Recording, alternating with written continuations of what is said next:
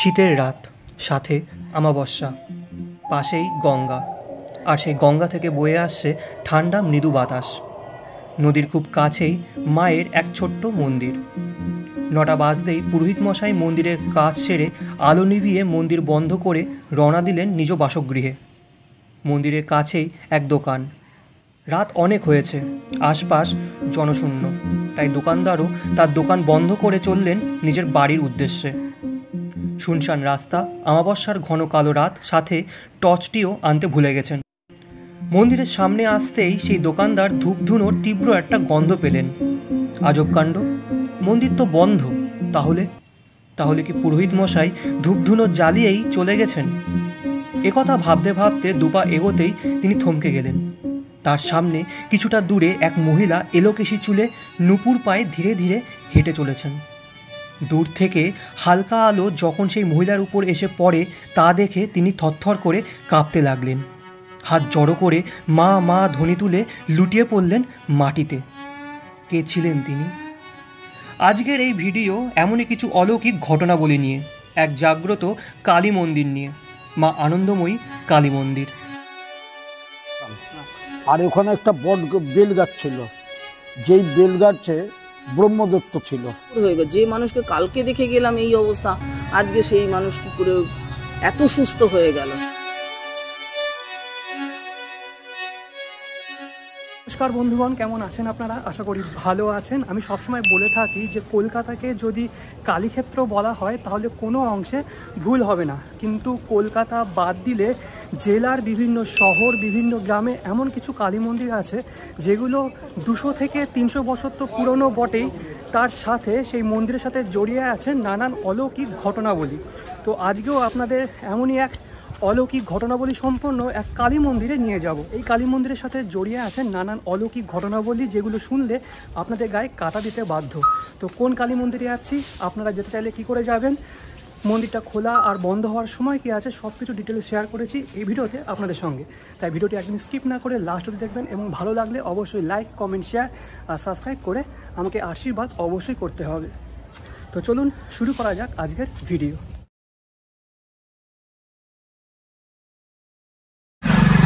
আচ্ছা, আগের ভিডিওতে আমি আপনাদের দেখিয়েছিলাম পানিহাটি ইস্কন মন্দির। সেই ভিডিওতে আমি আপনাদের বলেছিলাম যে পানিহাটি ইস্কন মন্দিরের পাশেই দুটো কালী মন্দির আছে। সেই দুটো কালী মন্দির পরের ভিডিওতে আমি আপনাদের দেখিয়ে দেব। তো আজকের গন্তব্যস্থল হলো মা আনন্দময়ী কালী মন্দির আর প্রাণনাথ বাবুর কালী মন্দির। তো এই যে আনন্দময়ী কালী মন্দির, এটি আনন্দময়ী কালী মন্দির কম, স্থানীয় বাসিন্দাদের কাছে হলদে কালীবাড়ি নামে বেশি পরিচিত। এর পিছনেও একটা ইতিহাস আছে, সব কিছু বলবো, কিন্তু তার আগে লোকেশনটা আপনাদের দেখিয়ে দিই, চলুন। আচ্ছা, তো আমি এখন দাঁড়িয়ে আছি পানিহাটি ঘাটের একদম পাশেই। আগের ভিডিওতে আমি আপনাদের দেখিয়ে দিয়েছিলাম যে কী করে আসতে হবে। সবার প্রথমে আসতে হবে সোদপুর স্টেশনে। সোদপুর স্টেশনে 1 নম্বর প্ল্যাটফর্ম দিয়ে বেরিয়ে অটো ধরে নিতে হবে। অটোয় উঠে বলতে হবে পানিহাটি ফেরিঘাট। পানিহাটি ফেরিঘাট থেকে মাত্র 5 থেকে 7 মিনিটের হাঁটা পথেই আজকের এই মন্দির। আর যারা বাসে করে আসবেন তারা ব্যারাকপুরগামী বিটি রোড ধরে বাসে করে আসবেন, এসে নামতে হবে সোদপুর ট্রাফিক মোড়ে, সেখান থেকে অটো ধরে আসতে হবে পানিহাটি ফেরিঘাট। আচ্ছা, সামনেই রয়েছে পানিহাটি ফেরিঘাট।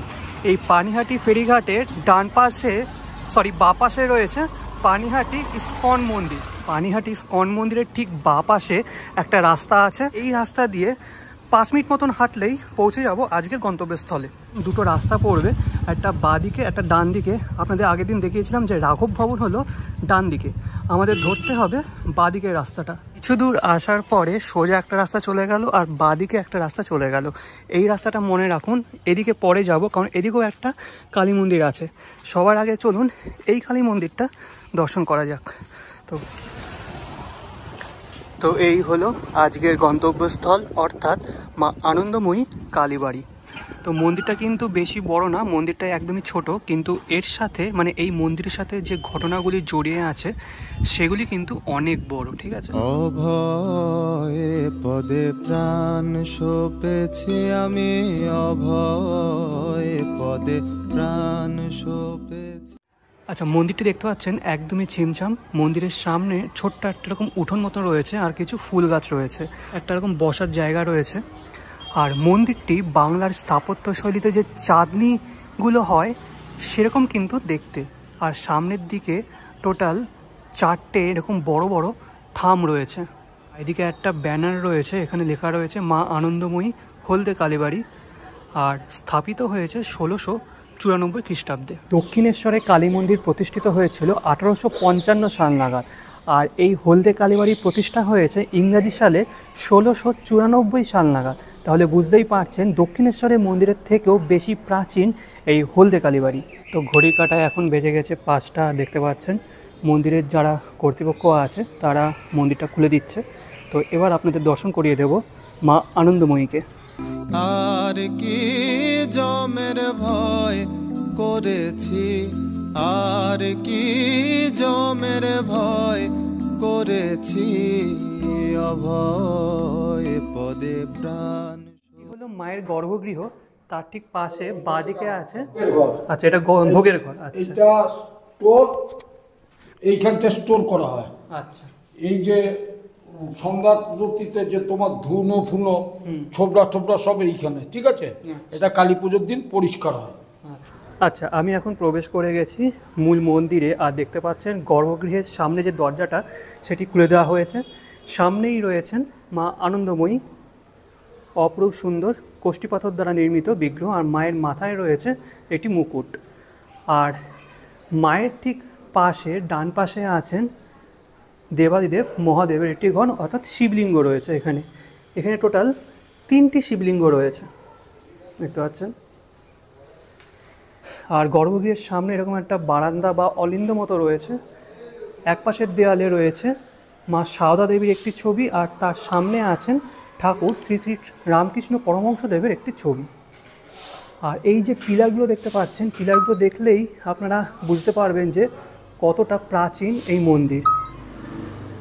তো যেমনটা আগেই আপনাদের বললাম যে এই মন্দিরটা কিন্তু তেমন বড় নয়, না আছে কোনো চাকচিক্য, কিন্তু এই মন্দিরের যে মাহাত্ম্য সেটি কিন্তু বিশাল বড়। আর এই মন্দিরকে ঘিরে রয়েছে নানান অলৌকিক ঘটনাবলী, যেগুলো একটু পরেই আপনাদেরকে শোনাবো। আপনার নামটা? শিবভৌমিক। মন্দিরটা স্থাপিত হয় 1694 সালে। মন্দির স্থাপন করে তখনকার দিনের জমিদার, ঠিক কিনা আমি বলতে পারবো না। শ্বশুর ছিল দেবব্রত চক্রবর্তী, তার জামাই হচ্ছে কেদারনাথ মুখার্জি। তার জামাতা এখান থেকে যখন শ্বশুরবাড়ির থেকে যখন বেনারসে বেড়াতে যায়, এবং বেনারসে গিয়ে এই যেই মাকে দেখছো যে প্রতিষ্ঠিত হয়ে আছে, এই মাকে উনি পছন্দ করেন এবং বেনারস থেকেই এই মাকে নিয়ে আসে। মূর্তির প্রতিষ্ঠা উনিই করে, উনি পূজারী এবং উনি প্রতিষ্ঠিত করে। মন্দির সকাল 5:30 পৌনে 6টার থেকে বেলা 12টা অবধি পুজো পার্বণ হয়ে যাওয়ার পর একদম কাটায় 12টায় বন্ধ করি। বিকাল 5টার সময় দেখলেই চোখে মোটামুটি 7:45-8টায় মন্দির বন্ধ করে দেওয়া হয়। অলৌকিক বলতে এখানে একটা বট গাছ ছিল, একটা সময় ঝড়ে পড়ে যায়। পরের দিন সকালবেলা রাস্তাঘাট বন্ধ, তার ফার ছেঁড়া। শ্মশানঘাট থেকে কাঠুরিয়াকে খবর দেওয়া হলো, তারা কাটটা আরম্ভ করলো। যখন বটগাছটা পাঁচিলের ভেতরের অংশ ঢুকে গেল, আস্তে আস্তে আস্তে আস্তে বটগাছটা দাঁড়িয়ে গেল, মানে সোজাভাবে দাঁড়ালো না, একটু হেলে এরমভাবে দাঁড়িয়ে গেল। ওরা তখন বলল, আমরা আর এই বটগাছ কাটবো না, অন্য কেউ কাটলে কাটুক, আমাদের আপত্তি নেই, আমরা কাটবো না। আমরা চোখে যেটা দেখলাম, তারা কাটা বন্ধ করে দিল। এবং এই তখন কোনো হিন্দু কাটেনি, তখন ওই মুসলিম দিয়ে এই বটগাছটাকে কাটানো হয়েছিল। কোনো হিন্দু রাজি হচ্ছিল না। বন্ধ হয়ে যাওয়ার পরেও অনেক ভক্তরা ধূপ ধুনোর গন্ধ পেত, মায়ের পুজোর একটা গন্ধ পেত। হ্যাঁ, তো সেটা ডেফিনিট। এটা আমরা যখন এখন ওটাকে পাই না, আমরা যখন আসতাম, নূতন এসছি, তোমার তখন এখানে সমস্ত সুগন্ধি হতো। তখন এই সমস্ত পায়েস একটা সুগন্ধি পেতাম। আর ওখানে একটা বেল গাছ ছিল, যেই বেল গাছে ব্রহ্মদত্ত ছিল। এই বেল গাছটাকে খেয়ে নিল বটগাছটা। যেই বটগাছটার গল্প করলাম, এই বেল গাছটাকে একদম খেয়েই নিল। তারপর আর বেল গাছের চিহ্নই পাওয়া গেল না, মরে গেল। এবং তারপরে আশ্চর্য ঘটনা, আমি 3-4বার বেল গাছ পুঁতলাম, এতটা বড় হলো মরে যাচ্ছে, হলোই না। আচ্ছা, মা আনন্দময়ী মন্দির সম্পর্কে কিছু তথ্য আপনাদের দিলাম। এবার তাড়াতাড়ি চলুন ত্রাণনাথ বাবুর কালী মন্দিরে যাওয়া যাক, কারণ ঘড়ি কাটায় এখন বাজে 5:45। বেশি সন্ধে হয়ে গেলে মন্দিরের ছবি ভালো আসবে না, কারণ সেখানে তেমন লাইট নেই। তো চলুন যাওয়া যাক। তো এটা হলো হলদে কালী বাড়ি, আর তার পাশে এই যে রাস্তা রয়েছে, এই রাস্তাতে যেতে হবে, আর সোজা গেলে পানিহাটি ইস্কন। পানিহাটি ইস্কন বলুন বা রাঘব ভবন বলুন বা এই দুই কালী মন্দির বলুন, একটা মন্দির থেকে আরেকটা মন্দিরের দূরত্ব পায়ে হেঁটে হার্ডলি 3 থেকে 4 মিনিট। তো আপনাদের হেঁটে এই মন্দিরগুলো দর্শন করতে কোনো রকম অসুবিধা হবে না। তো কিছু দূর এসে রাস্তাটা বাঁ দিকে টার্ন নেবে, এদিকে আপনাদের যেতে হবে। তো সামনেই দেখতে পাচ্ছেন রয়েছে বিশাল বড় মন্দির, এটি হলো সৎসং। সৎসংয়ের ঠিক পাশেই কিন্তু ত্রাণনাথ বাবুর মন্দির। মন্দিরটা খুলেছে, গেটে দেখতে পাচ্ছেন খোলা, আর এই হলো সেই মন্দির। তো মন্দিরটা কিন্তু বেশ প্রাচীন, কিন্তু মন্দিরটা তেমনভাবে রক্ষণাবেক্ষণ করা হয় না, চারিদিকে পুরো জঙ্গলে ভরে গেছে। আর এটি হলো সৎসং, সৎসংয়ের পাশে এই মন্দির, আমি আগেই বললাম। আর এই মন্দিরের একদম সামনেই রয়েছে গঙ্গা। আচ্ছা, এটি কিন্তু মন্দিরের পিছনের দিকটা, ঠিক আছে, সামনের দিকে যাব, চলুন। মনি কোঠারে অন্তপুরে জয় দুর্গা আমার মণ্ডপ ঘরে। আচ্ছা, সামনেই রয়েছে ত্রাণনাথ বাবুর কালী মন্দির, আর মন্দিরটি দেখতে পাচ্ছেন 5টি রত্ন বিশিষ্ট। রত্নগুলি উপরে রয়েছে, সেই রত্নগুলি কিন্তু হিউজ। রত্নের গায়ে বেশ সুন্দর এরকম খাঁজ কাটা ডিজাইন রয়েছে, আর মাঝখানের যে রত্নটি রয়েছে এটিও কিন্তু বেশ বড়। তো পঞ্চরত্ন মন্দির আমি অনেক দেখেছি, কিন্তু এত বড় রত্ন আমি কিন্তু অন্য কোনো মন্দিরে দেখিনি। মন্দিরে ঢোকার শুরুতে 3টি খিলান বিশিষ্ট দরজা আছে, আর মন্দিরের একদম পাশেই রয়েছে 8 চালা বিশিষ্ট 3টি শিব মন্দির। কিন্তু এই শিব মন্দিরে লিঙ্গ একদমই অন্য ধরনের। যে গৌরীপট্ট দেখছেন সেটি কিন্তু শ্বেতবর্ণের, আর যে শিবলিঙ্গটি আছে সেটি কৃষ্ণবর্ণের, এই দেখতে পাচ্ছেন। তো এই ধরনের শিবলিঙ্গ কিন্তু আমি অন্য কোনো মন্দিরে দেখিনি। আপনারা দেখেছেন কি না অবশ্যই কমেন্ট বক্সে কমেন্ট করে জানাবেন। আর এর পাশে রয়েছে আরও 2টি এরকম শিব মন্দির। এটি আকারে একটু বড়, এটি কোষ্ঠী পাথর দ্বারা নির্মিত। আর শিবলিঙ্গে রয়েছে ফুলের মালা, রজনীগন্ধা ফুলের মালা, আর কিছু ফলও রয়েছে।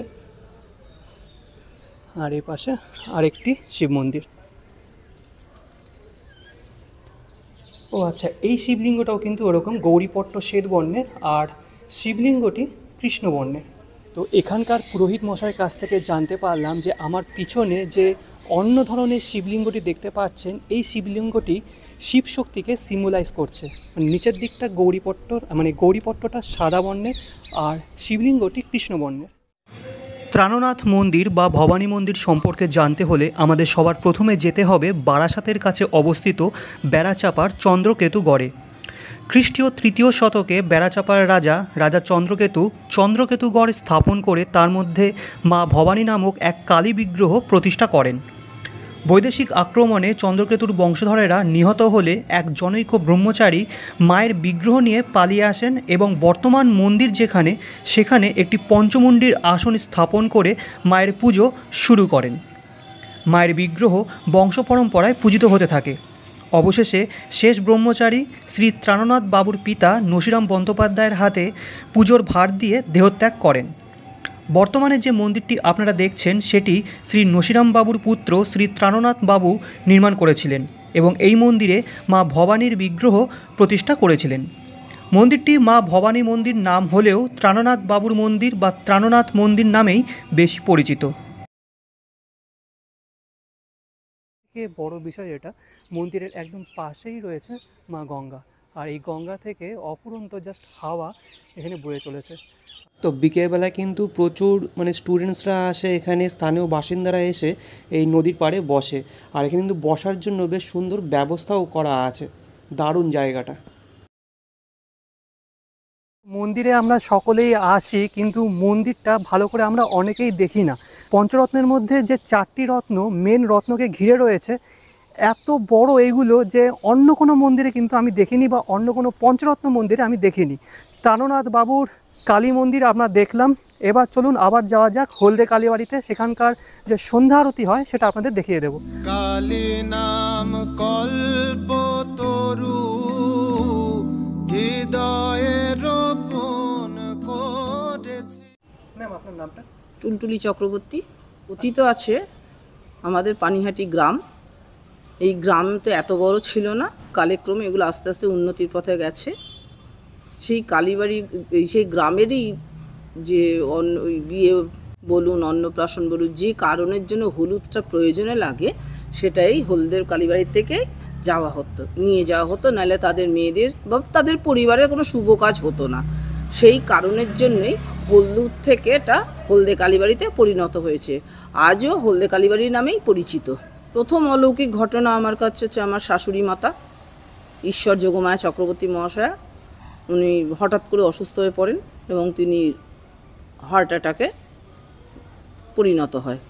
তা হার্ট অ্যাটাক যখন ওনার হয়েছিল তখন ওনার প্রয়োজন ছিল ইমিডিয়েট পেসমেকারের, কিন্তু আমাদের সেই শক্তি সামর্থ্য অর্থ কোনোটাই আমাদের ছিল না।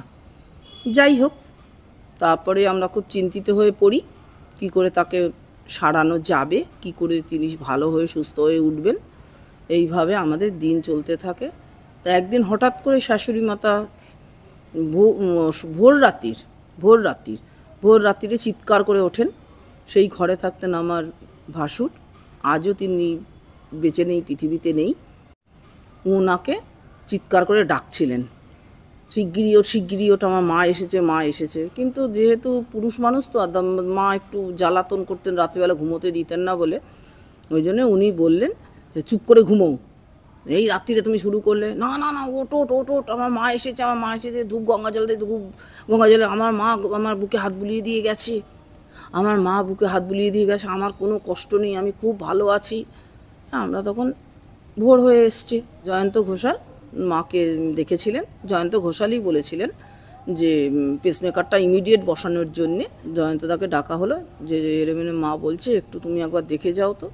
দাদা এসছেন, দেখে গেছেন। উনিও খুব একদমই ঘাবড়ে গেছেন যে এটা কী করে হয়ে গেল, যে মানুষকে কালকে দেখে গেলাম এই অবস্থা, আজকে সেই মানুষ কী করে এত সুস্থ হয়ে গেল। এইটাই আমার কাছে সবচেয়ে বড় অলৌকিক। আর অলৌকিক মা রাত্রির 12টার পরে হাঁটা চলা করে, এইটাই অনেকেই বলে আমাকে, ইসলাম ইসকনে ওখানে আমাকে বলেছেন অনেকে। কথিত আছে এক বড় ব্যবসায়ী মায়ের কাছে প্রার্থনা করার পর তার পরিবারের এক হারিয়ে যাওয়া সদস্যের দীর্ঘদিন পর খোঁজ পায়। তারপর তিনি এই মন্দিরটি নতুন করে সংস্কার করে দেন। এরকমই নানান অলৌকিক ঘটনার সাক্ষী থাকলাম এই হলদে কালীবাড়িতে আসার পর। ঘড়ি কাটা এখন বাজে 7:15। প্রতিদিন 7টা থেকে সন্ধ্যে 7:15-র মধ্যে সন্ধ্যা আরতি শুরু হয়।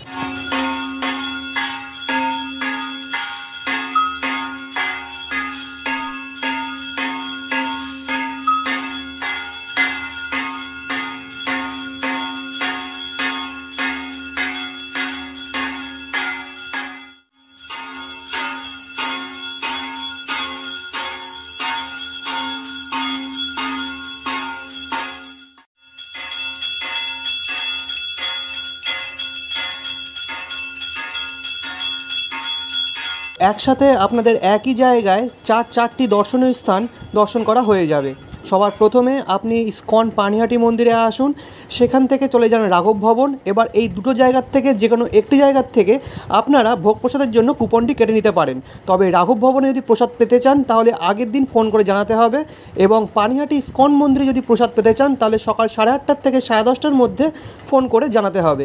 তারপর কুপনটা কেটে নিয়ে চলে যান এই দুটো কালী মন্দিরে। তারপর 1:30টার সময় আসুন পানিহাটি ইসকন মন্দির বা রাঘব ভবন, সেখানে এসে আপনারা প্রসাদটা গ্রহণ করুন। তো আপাতত এই ভিডিওটি আপনাদের কেমন লাগলো অবশ্যই কমেন্ট বক্সে কমেন্ট করে জানাবেন। যদি ভালো লেগে থাকে তাহলে অবশ্যই লাইক, কমেন্ট, শেয়ার আর সাবস্ক্রাইব করে আমাকে আশীর্বাদ অবশ্যই করবেন। নেক্সট ভিডিও খুব তাড়াতাড়ি দিয়ে দিচ্ছি। আনন্দ ভালো থাকবেন, সুস্থ থাকবেন। আজকের জন্য বিদায়। পদে প্রাণ সপেছি, আর কি জমের ভয় করেছি, আর কি